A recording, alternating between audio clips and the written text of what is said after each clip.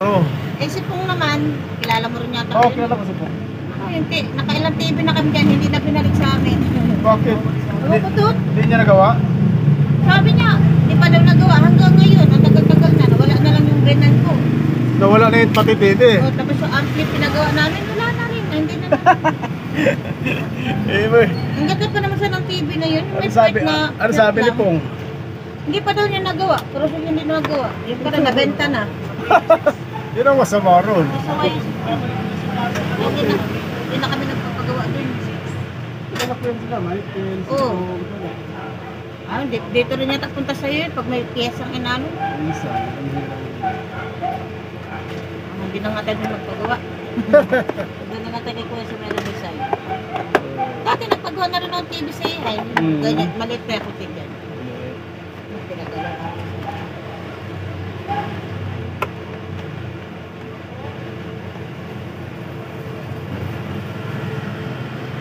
Tsaka namamatay yan eh. Ginawa na rin ito nila, hindi pa? Hindi pa. Hindi ko naman pinaano yan doon. Ngayon lang yun. Hindi pa pinaopera nila? Ako rin naman siyang buwan. Ito lang kung matagalas na magawa. Problema kung tumagal, wala na. Oo, wala na. Lalong mabigat siya. Nakailang ano na kami dyan eh. Ay, ilag sa amin yan, ilag sa asawa ko yan pag nakikita yung asawa ko may Hindi, nahiya na siguro. mahara siya eh. Kasaman dati ng binan ko yan sa trabaho. Si Pong, Kay sa bari. Natuto na, marunong na. Oo. Dati construction lang yun ako. Because,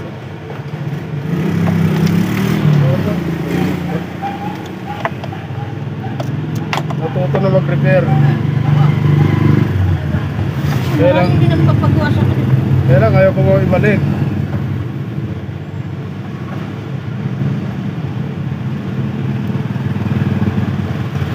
Because, Bigay lang sa akin yan. Tapos kung namamatay. Yun nga sabi niya, Lin, namamatay yan. Ano, tuluyan. Bumili Tuluyan na sila ng namamatay. malaking flat screen din. Ganito rin kalaki. Sige, Hindi. paggawa ko na lang. kung hindi pa nga nabuksan ko dahil matigas pa eh.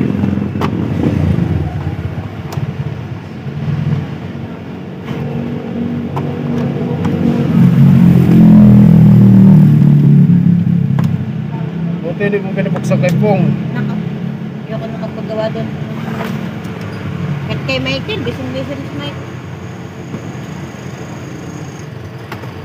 Ilang TV na kami kay Pong na hindi bumabalik. Saan ba kay banda? Dun sa may tapat pa ng ano, sa likod kami ng Big Bro.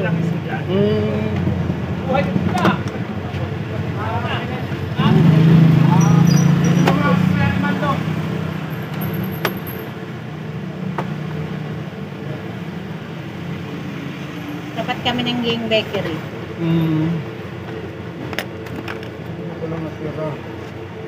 Wala ko yung plate ito. Balik na ako ng Bakery. Ano ko nalaglag na?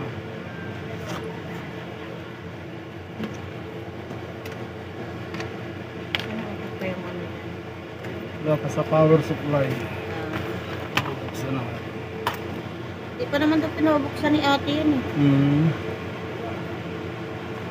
Para naman doon niya napagawa. Natambak na lang doon. Yung binuksan namin. Anong ginagamit mo to dati? Namamatay na talaga. Oo.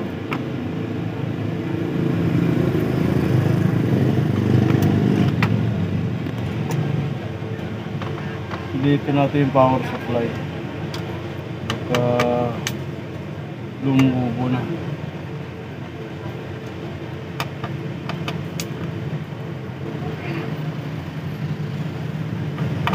Sipong.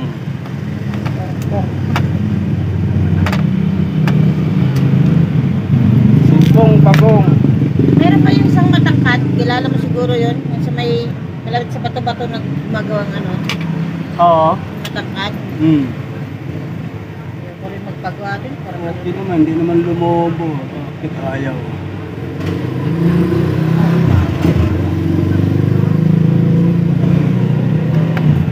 Baka siya ano na. Kasi bumukas pa yun eh. Bago ako punta dito, binuksan pa namin yan eh. Bukas pa. Bumukas pa. Pero ngayon, Ano ayaw siya, na. lumabas yung panisulit. Tapos walang tao.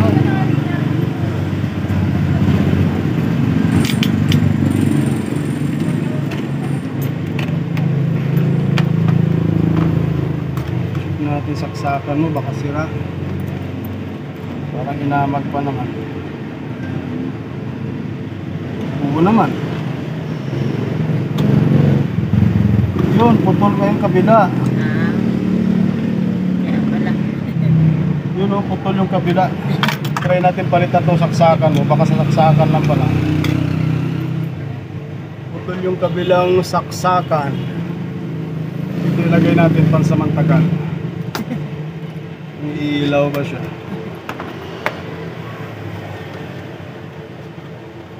Pansamantala. So yan, lagay natin.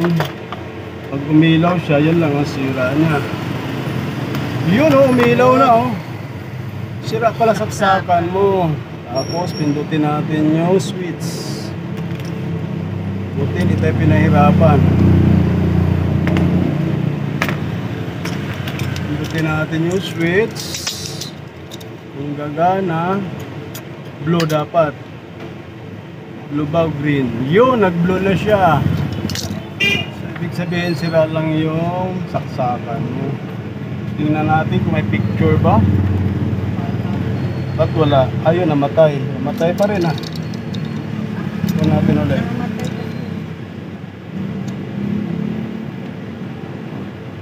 Yun, may guhit na rin ah, isa. Opo. Meron na nga. Patagalin natin, ba't namatay? Yun, hindi na namatay.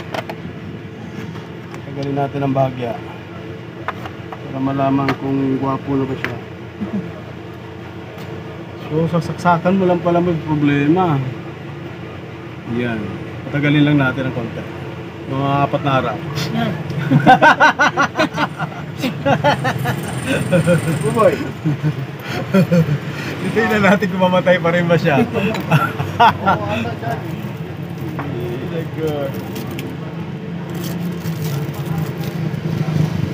Oh, hindi na namatay. Buhay na siya. Ibig sabihin saksakan lang pala sira. Patagalin pa natin ng konti para sigurado lang. May tumirik siya bigla. Kaya lagyan natin ng DVD player para.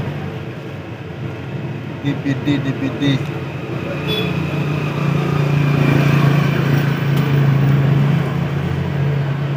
Para ma-monitor natin yung picture. Tingnan natin. Ano yung remote niya? Panasonic din yan? Insonic o kaya universal pwede rin. Universal po. Oo. Kasi universal para sa lahat ng TV yun.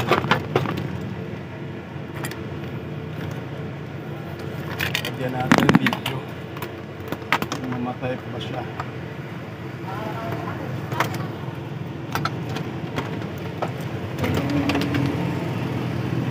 May pang-video okay na. Pwede nang kumanta. Testing lang natin. Uy, naku na ano. Lagyan na natin ang video.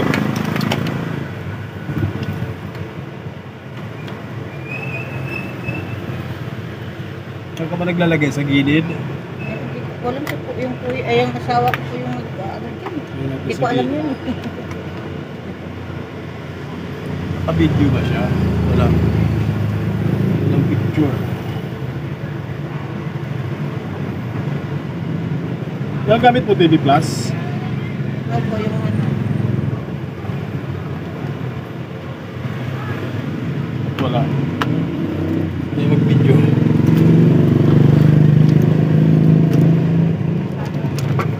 Oh, baka naka-video. Ano, try natin ilipat. Ah, naka-TV pala siya. Try na ilipat natin. Yan.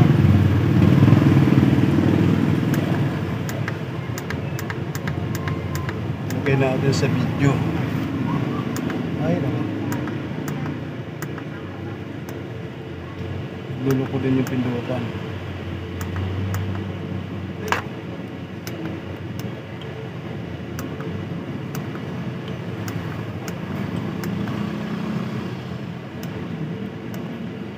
Yan, naka-video na siya.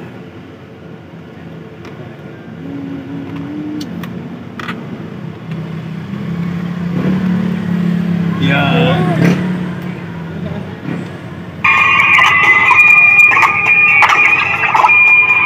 Alisin lang natin yung tugtog maingay.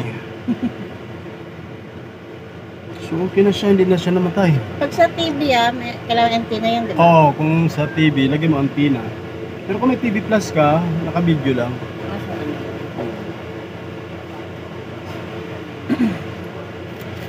Bawasan natin ng konti para mawala ang alagok. Kasi pag nasara, hindi mo na malinis eh. Pero yung guhit na yan, matagal na. Oo, matagal na po yan. So okay na, Yan sasaksakan naman na. daw sa TV Oo, ano. Sa TV, balik mo sa TV naman. Kasi wala TV. Pero may TV Plus ka naman kamo. Kasi kung TV, kailangan mo ng antenna. Antenna. Tapos, Sabog mo daw ba? Hindi na kaya? Testing mo daw yan. pero may TV Plus ka. Oo. Ay, namatay tuloy. Luloko pa naman pindutan mo. Lulog yung power. Lagay na naman natin sa TV. Lalagay mo dito sa babaw sa TV. Tapos volume. Ay, internet to volume. Luloko pa yung pindutan.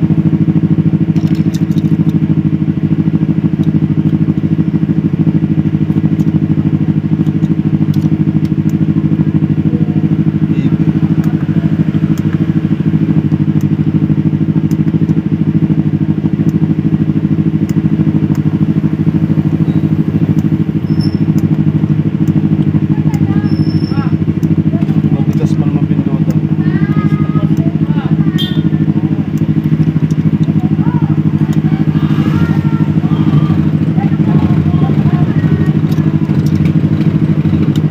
Mas maganda to sana kung TV Plus gamitin mo para mas malinaw. Dulo ko rin yung pindutan. Yan, TV tapos volume. Namamatay pa pag pinindot. Yung pindutan nito ang nagluloko rin. Pinagkamaganda sana kung TV Plus. 7 plus. Kung wala kang TV Plus, lagyan mo antenna. Antenna. Habaan mo lang. Sa akin pa naman, maisip mo ito. Habaan mo lang siya. TV na ba? Dito na pala.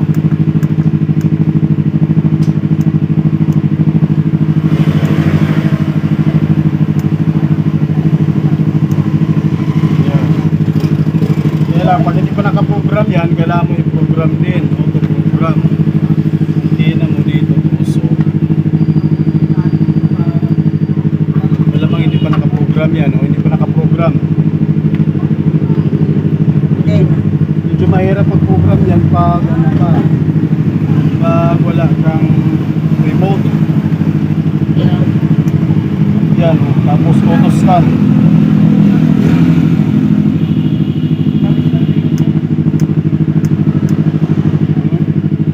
Tutok ko talaga yung mga pindutan mo. Nasunod-sunod mo ng pindot, namamatay siya. Ganda sana yan, palitan na rin mga pindutan para hindi ka mahirapan mag-operate.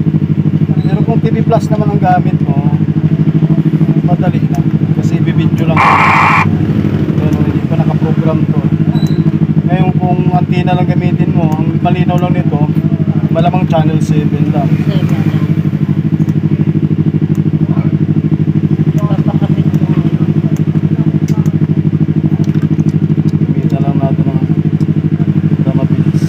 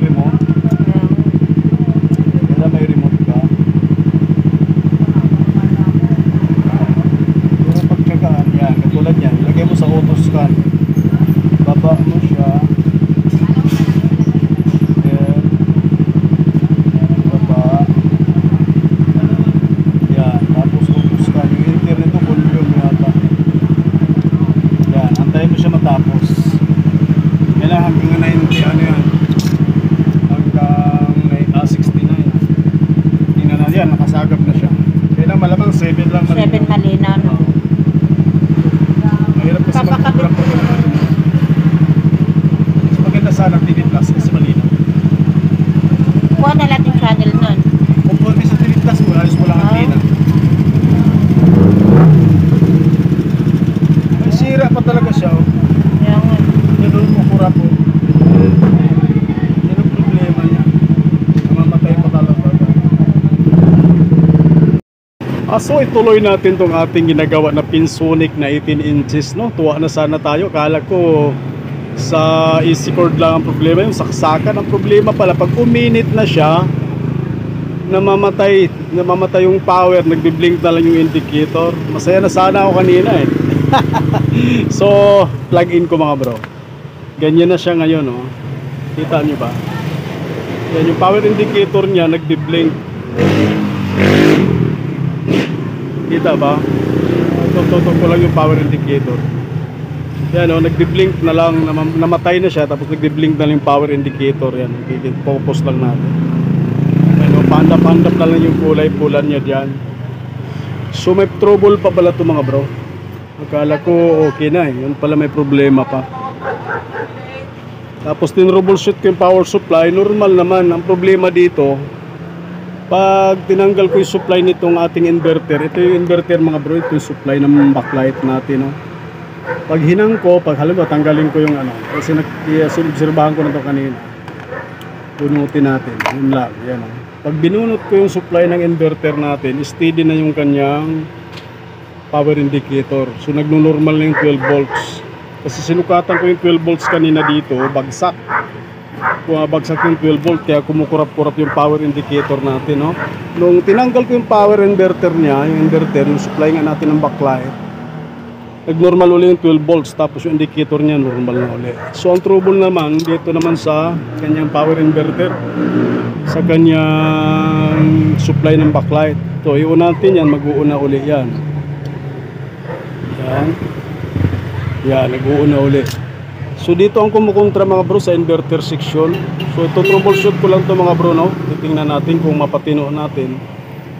Maganda sana kung may kaparehas tayo rito. Palitan na lang para mabilis. Pero wala, subukan lang natin i-repair. Nagamit ko na yung ganyan kong inverter mga bro. So i-troubleshoot ko lang. So update na lang ulit mamaya mga bro. Patayin natin. Akala ko okay na sana kanina. Tuloy-tuloy, yun pala. Pag uminit na siya, saka mamamatay. Tapos pag i-plug in mo ulit, wala na, talagang kukurap-kurap na lang yung ano niya, power indicator. So patayin muna natin. Troubleshoot ko lang mga bro, update na lang natin. Tuloy natin. So na troubleshoot na natin yung inverter section mga bro. So naging problema pala dito sa kabilang side niya mga bro. Kaya ang ginawa natin dyan, hinang natin yung supply dito. Dahil wala naman nakakabit dito na backlight. Dito doon lang sa kabila, yun ang original nya. Doon lang nakakabit. So kinundim muna natin tong side na to mga bro. Kasi dito sa taas tinry ko, ganun pa rin, kumukura pa rin, buwagsak pa rin yung voltahe ng supply, power supply natin. So nung hinang ko to, itong sa kabila to, itong IC nagdadala nito mga bro, may problema. Kaya hinang muna natin supply.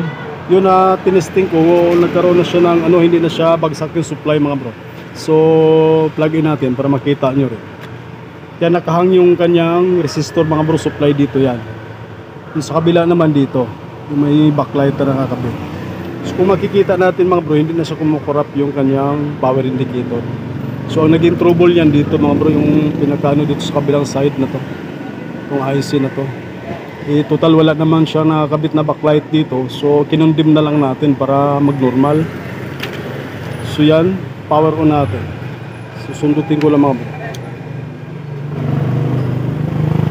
Yan, nag-uuna siya. Pero pag kinabit natin itong resistor na to, kasi resistor yan mga bro, supply papunta dito sa IC na to, ganun na siya uli, babagsak yung voltahe. So hinang na lang natin yan dahil wala namang connection dito sa backlight na to. Doon lang naman sa kabila. Walang problema yan. Dito lang na side yung gumagana sa taas. Yung sa baba, kinundim na natin mga bro.